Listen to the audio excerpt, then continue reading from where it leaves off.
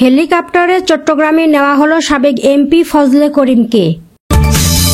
জানাবো আবারও গ্রেপ্তার বিচারপতি মানিক।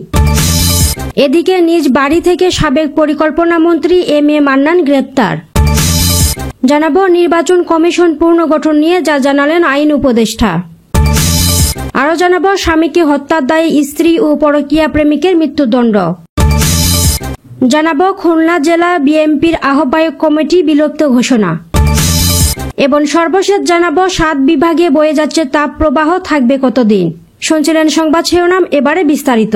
এই চ্যানেলে দৈনিক গুরুত্বপূর্ণ সংবাদগুলো সংক্ষিপ্ত ও সহজ ভাষায় উপস্থাপন করা হয়ে থাকে, তাই অনুরোধ থাকবে আমাদের চ্যানেলটি সাবস্ক্রাইব করে পাশে থাকা বেল আইকনটি ক্লিক করুন।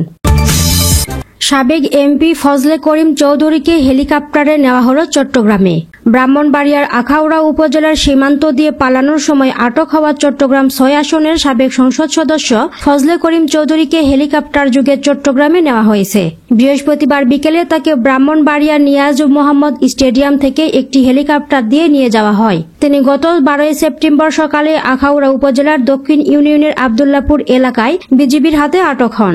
এ ঘটনায় তার বিরুদ্ধে পাসপোর্ট আইনি মামলার দায়ের করা হয়। এরপর থেকে তিনি ব্রাহ্মণবাড়িয়া জেলা কারাগারে হাজতি হিসেবে ছিলেন। এ ব্যাপারে ব্রাহ্মণবাড়িয়া জেলা কারাগারের তত্ত্বাবধায়ক মোহাম্মদ শহীদুল ইসলাম বলেন, বিকেলের দিকে সাবেক সংসদ সদস্য ফজলে করিম চৌধুরীকে আমাদের কাছ থেকে নিয়ে যাওয়া হয়। এ ব্যাপারে পুলিশ সুপার মোহাম্মদ জাবেদুর রহমান বলেন, সাবেক সংসদ সদস্য ফজলে করিম চৌধুরীর বিরুদ্ধে চট্টগ্রামে 6 থেকে 7টি মামলা রয়েছে। সেখানকার সংশ্লিষ্ট আদালত থেকে তাকে হাজির করতে ব্রাহ্মণবাড়িয়া জেলা সুপারের কাছে একটি চিঠি আসে। সেই অনুযায়ী আমরা প্রস্তুতি নিয়ে নিরাপত্তার স্বার্থে হেলিকপ্টার দিয়ে নিয়ে চট্টগ্রাম জেল সুপারের কাছে ফজলে করিম চৌধুরীকে বুঝিয়ে দিয়েছি। আবারও গ্রেপ্তার বিচারপতি মানিক। রাজধানীর ধানমন্ডিতে কিশোর আব্দুল মোতালেব হত্যা মামলায় অবসরপ্রাপ্ত বিচারপতি এএইচএম শামসুদ্দিন চৌধুরী মানিককে গ্রেপ্তার দেখানো হয়েছে।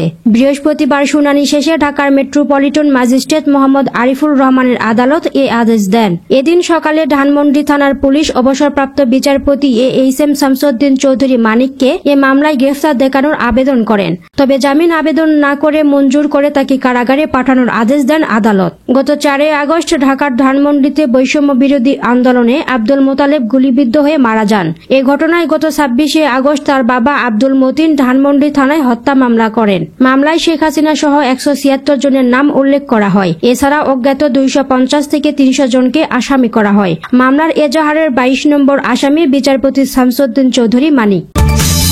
নিজ বাড়ি থেকে সাবেক পরিকল্পনা মন্ত্রী এম এ মান্নান গ্রেপ্তার।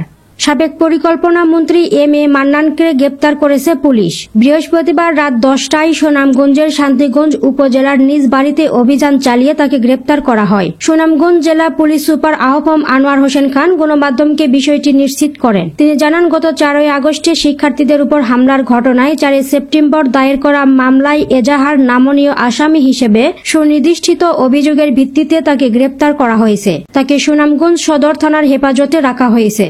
শুক্রবার তাকে আদালতে প্রেরণ করা হবে এবং আরও বিস্তারিত তদন্তের স্বার্থে আসামির রিমান্ড আবেদন করা হবে। 4 আগস্ট শিক্ষার্থীদের উপর হামলার ঘটনায় 1 মাস পর গত 4 সেপ্টেম্বর সাবেক পরিকল্পনা মন্ত্রী এম এ মান্নান সহ 99 জনকে আসামি করে দ্রুত বিচার আইনে মামলা দায়ের করেন ঘটনায় আহত যুবক জহিরের ভাই। এম এ মান্নান সরকারি চাকরি থেকে অবসরের পর 2005 সালে সুনামগঞ্জ 3 আসনের উপনির্বাচনে আওয়ামী লীগের সমর্থন নিয়ে অংশগ্রহণ করে পরাজিত হন। পরবর্তীতে 2008 সালের 9ম জাতীয় সংসদে এমপি নির্বাচিত হন। 2014 সালে 10ম সংসদে অর্থ ও পরিকল্পনা মন্ত্রণালয়ের প্রতিমন্ত্রী এবং 2018 সালের 11শ সংসদে শেখ হাসিনা সরকারের পরিকল্পনা মন্ত্রীর দায়িত্ব পান। স্বামীকে হত্যার দায়ে স্ত্রী ও পরকীয়া প্রেমিকের মৃত্যুদণ্ড। কিশোরগঞ্জের ভৈরবে পরকীয়া প্রেমের জেরে স্বামীকে হত্যার দায়ে স্ত্রী রোকসানা আক্তার ও তার পরকীয়া প্রেমিকের মৃত্যুদণ্ড দিয়েছে আদালত। এ মামলার বিবরণে জানা গেছে, জেলার ভৈরব উপজেলার চন্ডিবের উত্তরপাড়া এলাকার মাহবুবুর রহমান ঢাকার কমলাপুর রেলওয়ে স্টেশনের এসএ ফিটার পদে চাকরি করতেন। তার স্ত্রী ভৈরবের চন্ডিবের এলাকায় থাকতেন। রোকসানার সঙ্গে মাহবুবুর রহমানের 2008 সালে বিবাহ হয়। চাকরির সুবাদে ঢাকায় থাকতেন মাহবুবুর রহমান। প্রতি সপ্তাহে বুধবার কাজ শেষ করে নিজের বাড়ি ভৈরবচন্দ্রীবে উত্তরপাড়া গ্রামে আসতেন। শুক্রবার সকালে আবার অফিসের কাজে ঢাকায় চলে যেতেন। 2019 সালে 27 নভেম্বর 2 দিনের ছুটি নিয়ে রাত 8টায় বাড়ি আসেন মাহবুবুর রহমান।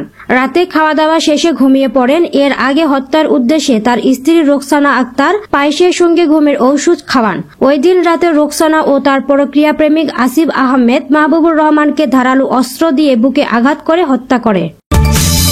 নির্বাচন কমিশন পুনর্গঠন নিয়ে যা জানালেন আইন উপদেষ্টা।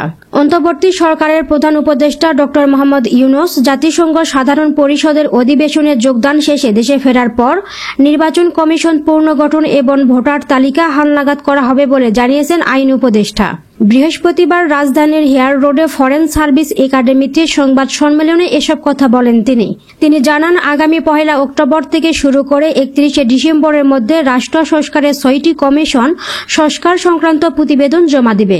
সুষ্ঠু নির্বাচন অনুষ্ঠান ছাড়াও প্রয়োজনীয় রাষ্ট্র সংস্কারের প্রাধান্য দিবে কমিশন। তিনি বলেন, সংস্কারের বিষয়ে আওয়ামী লীগ ছাড়া সব রাজনৈতিক দলের সঙ্গে আলোচনা হবে। যারা গণহত্যা চালিয়েছে, হাজারো মানুষকে হত্যা করেছে, হাজার হাজার মানুষকে আহত করেছে, যারা বিচারের ভয়ে পালিয়ে আছে, তাদের সঙ্গে আলোচনা হবে না, এটা আমাদের পরিষ্কার বক্তব্য। 7 বিভাগে বয়ে যাচ্ছে তাপ প্রবাহ থাকবে কতদিন? বঙ্গোপসাগরে অবস্থানরত সুস্পষ্ট লঘুচাপ দুর্বল হয়ে লঘুচাপের রূপ নিয়েছে। দেশের উপর মৌসুমী বায়ু ক্রম সক্রিয় ও উত্তর বঙ্গোপসাগরে দুর্বল থেকে মাঝারি অবস্থায় রয়েছে। বৃষ্টির প্রভাব কমে যাওয়ায় বেশ কয়েকটি জেলাসহ দেশের 7 বিভাগের উপর দিয়ে মৃদু তাপপ্রবাহ বয়ে যাচ্ছে। তবে আগামী সপ্তাহে বৃষ্টিপাতের প্রবণতা বাড়তে পারে। বৃহস্পতিবার রাতে আবহাওয়া অধিদপ্তরের আবহাওয়াবিদ মোহাম্মদ ওমর ফারুকের সই করা সংবাদ বিজ্ঞপ্তিতে এসব তথ্য জানা গেছে। এতে বলা হয়েছে, রাঙ্গামাটি, ফেনী, ব্রাহ্মণবাড়িয়া জেলাসহ রংপুর, রাজশাহী, ময়মনসিংহ, ঢাকা, খুলনা, বরিশাল ও সিলেট বিভাগের উপর দিয়ে মৃদু তাপপ্রবাহ বয়ে যাচ্ছে এবং তা আগামী 3 দিন অব্যাহত থাকতে পারে। বৃহস্পতিবার সন্ধ্যা 6টা থেকে পরবর্তী 72 ঘণ্টার আবহাওয়া পূর্বাভাসে বলা হয়েছে, প্রথম 24 ঘণ্টায় চট্টগ্রাম ও সিলেট বিভাগের কিছু কিছু জায়গা এবং রংপুর, রাজশাহী, ময়মনসিংহ, ঢাকা, খুলনা ও বরিশাল বিভাগের 2-1 জায়গায় দমকা হাওয়া সহ বৃষ্টির সম্ভাবনা রয়েছে। সেই সঙ্গে দেশের কোথাও কোথাও ভারী বর্ষণ হতে পারে। এ সময় সারা দেশে দিনের তাপমাত্রা সামান্য বাড়লেও রাতে প্রায় অপরিবর্তিত থাকতে পারে। পরবর্তী 24 ঘণ্টায় খুলনা, বরিশাল, চট্টগ্রাম ও সিলেট বিভাগের কিছু কিছু জায়গা এবং রংপুর, রাজশাহী, ঢাকা, ময়মনসিংহ বিভাগের 2-1 জায়গায় দমকা হাওয়া সহ বৃষ্টি হতে পারে। কোথাও কোথাও ভারী বর্ষণের আশঙ্কা রয়েছে। এ সময় দিন ও রাতের তাপমাত্রা প্রায় অপরিবর্তিত থাকতে পারে। শেষ 24 ঘণ্টায় পূর্বাভাসে বলা হয়েছে, খুলনা, বরিশাল, চট্টগ্রাম ও সিলেট বিভাগের কিছু কিছু জায়গা এবং রংপুর, রাজশাহী, ময়মনসিংহ ও ঢাকা বিভাগের 2-1 জায়গায় অস্থায়ী দমকা হাওয়া সহ বৃষ্টি বা বজ্র বৃষ্টি হতে পারে। কোথাও কোথাও ভারী বৃষ্টি হতে পারে। এ সময় দিন ও রাতের তাপমাত্রা প্রায় অপরিবর্তিত থাকতে পারে। বর্ধিত 5 দিনের আবহাওয়ার পূর্বাভাসে বলা হয়েছে, এ সময় বৃষ্টিপাতের প্রবণতা বৃদ্ধি পেতে পারে। এতে তাপপ্রবাহ প্রশমিত হতে পারে।